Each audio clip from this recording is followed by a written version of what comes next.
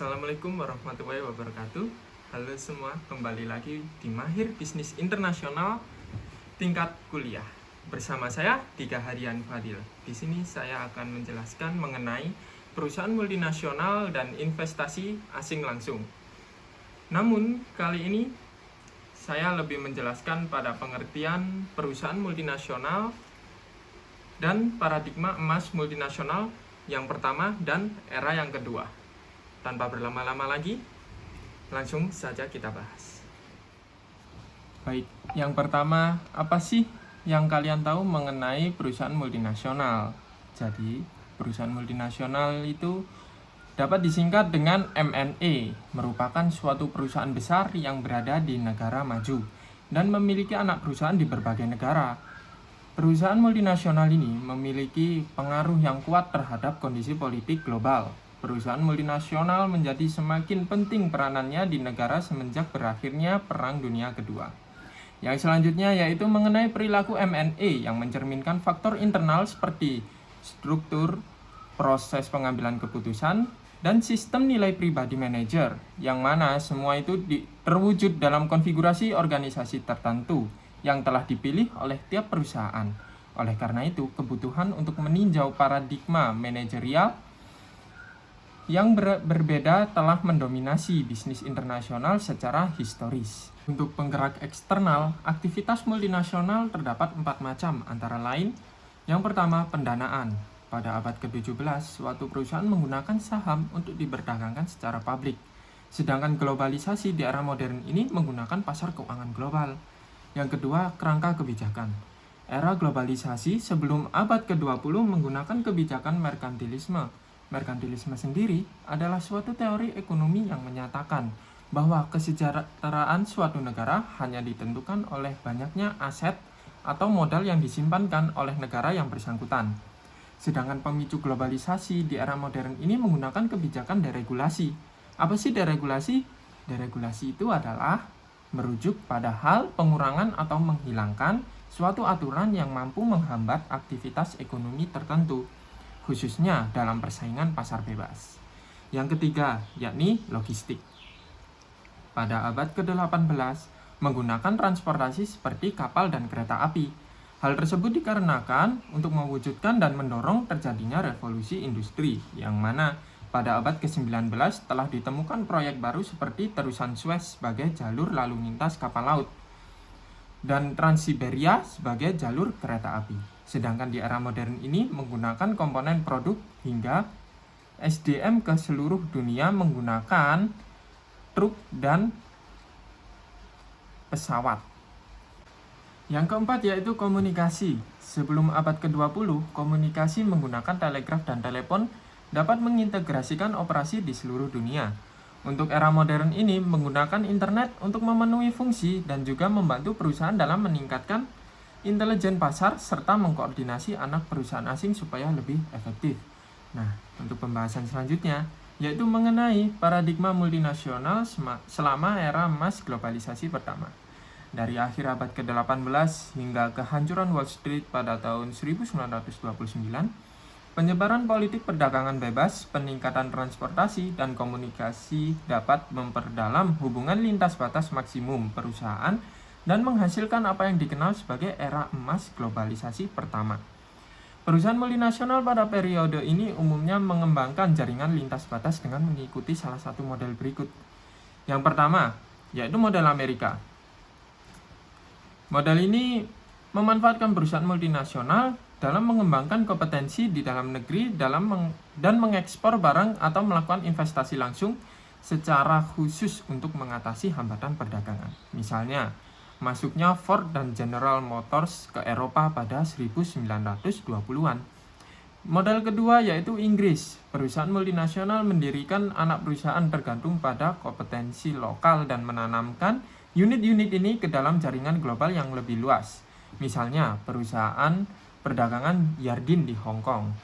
Era globalisasi pada 1930-an dan 1940-an setelah Perang Dunia Kedua berefek dari gejolak ini adalah pemerintah nasional akan lebih tertarik untuk melindungi ekonomi domestik dan kurang berfokus pada kesempatan yang terbuka. Hal ini menyebabkan Kontraksi tajam dalam perdagangan internasional dan investasi asing langsung.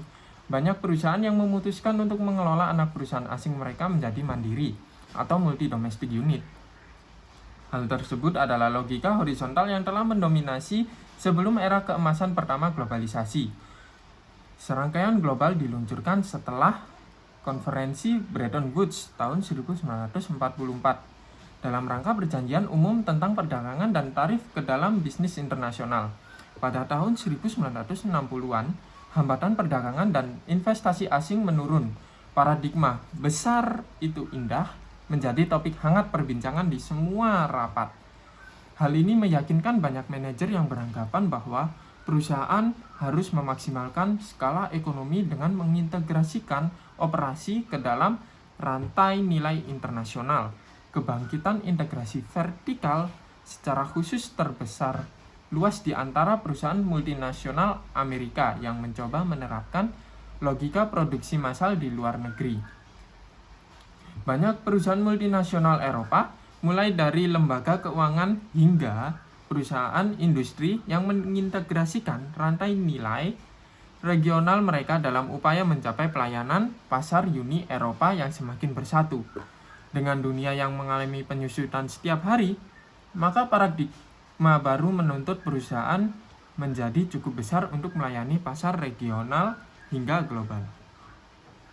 Dan yang terakhir yaitu paradigma multinasional selama era emas globalisasi kedua. Pada tahun 1970-an adalah titik balik dalam sejarah perusahaan multinasional, karena kebangkitan perusahaan Jepang dengan model Toyotais akan segera disesuaikan dengan dunia konsumen global yang jauh berbeda dengan model Fordis, dengan perusahaan yang jauh lebih hemat energi daripada perusahaan lainnya. Salah satu karakteristik utama model Jepang adalah perusahaan multinasional tidak lagi memiliki unit asing yang menyusun rantai nilainya, tetapi dapat memilih disintegrasi vertikal. Dalam pendekatan ini, pusat kontraktor utama mengasumsikan sedikit langsung tanggung jawab langsung untuk operasi dan sebagai gantinya mengatur jaringan mitra eksternal terpercaya kepada pekerjaan yang dialihdayakan. Terlepas dari tanda bahwa perusahaan multinasional Jepang tidak lagi mengatur langkah internasional seperti yang mereka lakukan pada 1990-an, negara ini tetap menjadi laboratorium untuk praktik bisnis internasional mutakhir. Pelajaran pertama dari paradigma baru Jepang ini adalah bahwa kontraktor utama yang mengkoordinasikan jaringan perusahaan yang mencakup seluruh rantai nilai akan memandang bisnis internasional secara berbeda dari perusahaan terintegrasi vertikal yang menjalankan semua operasinya sendiri. Dan biaya merupakan perhatian utama bagi perusahaan multinasional yang terintegrasi secara vertikal. Sedangkan faktor utama untuk jaringan perusahaan multinasional adalah saling ketergantungan mitranya. Hal ini dikondisikan oleh beberapa faktor, termasuk ukuran relatif mitra, siapa yang memiliki teknologi yang lebih berharga, dan keseimbangan kekuatan politik. Budaya perusahaan adalah faktor kunci lainnya, karena beberapa perusahaan lebih condong ke arah hubungan persahabatan yang menyenangkan dengan mitra potensial, sedangkan yang lain lebih cenderung untuk bersaing. Hubungan jaringan perusahaan multinasional adalah salah satu bidang di mana strategi tingkat mikro perusahaan bersinggungan paling jelas dengan lingkungan bisnis internasional tingkat makro. Meskipun tinjauan singkat tentang sejarah multinasional ini telah mengungkapkan tema umum selama bertahun-tahun, kenyataannya adalah bahwa perusahaan multinasional secara keseluruhan cenderung mengejar berbagai perilaku yang berbeda pada satu waktu. Keragaman ini dapat dikategorikan berdasarkan wilayah asal perusahaan. Memang, sebagian besar otoritas global termasuk Organisasi untuk Kerjasama Ekonomi dan Pembangunan dan PBB mengklasifikasikan perusahaan multinasional menurut garis besar regional. Hal ini logis, mengingat banyak penelitian yang menunjukkan bahwa sebagian besar perusahaan multinasional melakukan bagian terbesar dari bisnis. Bekerja di perusahaan multinasional mungkin memerlukan pandangan kosmopolitan, tetapi kenyataannya adalah banyak manajer yang terhubung dengan budaya asal mereka. Ini bukan berarti bahwa setiap orang yang bekerja di wilayah tertentu berperilaku sama. Mungkin sekian sampai di sini penjelasan materi yang dapat saya sampaikan, dan pada intinya perusahaan multinasional merupakan suatu perusahaan besar yang berada di negara maju dan memiliki beberapa anak perusahaan di berbagai negara, yang mana mempunyai berbagai faktor penggerak mulai dari internal hingga eksternal. Dan paradigma era emas mempunyai ciri khas masing-masing, di mana era pertama lebih ke pemerataan perusahaan ke berbagai negara, sedangkan era kedua lebih kebangkitan perusahaan Jepang yang menguasai pangsa pasar. Baik, sekian yang dapat saya sampaikan. Apabila ada kurang lebihnya saya mohon maaf, dan semoga pengetahuan yang saya sampaikan bermanfaat untuk kalian. Saya Dika Hadian Fadil pamit undur diri, dan sampai jumpa lagi di video Mahir Bisnis Internasional selanjutnya.